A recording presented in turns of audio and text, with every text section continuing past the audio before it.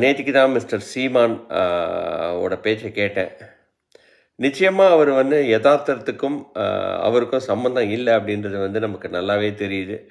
அ அதாவது மிஸ்டர் விஜயோட விக்டரிய வந்து ரொம்ப சிறுமைப்படுத்தி பேசியிருந்ததா நம்ம வந்து பார்க்க முடிஞ்சது. அ ஆனா என்ன பண்றது? இந்த தமிழ் மக்களா நம்ம தமிழனா பொறந்துட்டோமே! நாம வந்து தமிழ் மக்களுக்காக நிக்கணும் அப்படின்னு சொல்லிட்டு அவர் வந்து பேசியிருக்கிறாரு. நிச்சயமா நில்லுங்க. நான் வேணான்னு சொல்லவே இல்ல. தமிழ் மக்களுக்கு ஏதாவது பிரச்சனைனா நீங்க வந்து நிக்கிறீங்க. இல்லன்னு சொல்லல. ஆனா தேர்தல் அரசியல்ல நீங்க ஜெயிக்கணும் அப்படின்னா, பொய் சொல்றத முதல்ல நிறுத்தணும். அ அதே மாரி இளைஞர்கள அ அரசியல் மயப்படுத்தணும். அதையெல்லாம் விட்டுட்டு, இன்னைக்கு நீங்க வந்து அழையா விருந்தினரா தான் நீங்க இருக்கிறீங்கன்றத நீங்க வந்து புரிஞ்சுக்க மாட்டேன்றீங்க.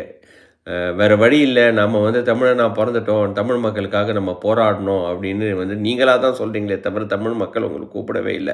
ஆங்காங்கே 1, 2 பேர் வந்து உங்கள கூப்பிட்டாருங்க அப்படின்றதுக்காக வேண்டி, அ அழையா விருந்தினரா தான் நீங்க இருக்கிறீங்க. அ "மச்சான் அவன் திருந்தவே இல்லடா" அப்படின்னு வந்து நாங்க வந்து அடிக்கடி பேசுவோம். அதுதான் அந்த டயலாக் தான் எனக்கு ஞாபகம் வருது. நீங்க என்னைக்கு திருந்தி, என்னைக்கு வந்து உங்களோட தவறுகள நீங்க வந்து சுய பரிசோதனை செய்கிறீங்களோ, அதுவரைக்கும் உங்களுக்கு வெற்றி அப்படின்றது வந்து இன்னைக்கு வந்து 8%லேருந்து 8.2லேருந்து 3.99 வந்துட்டீங்க.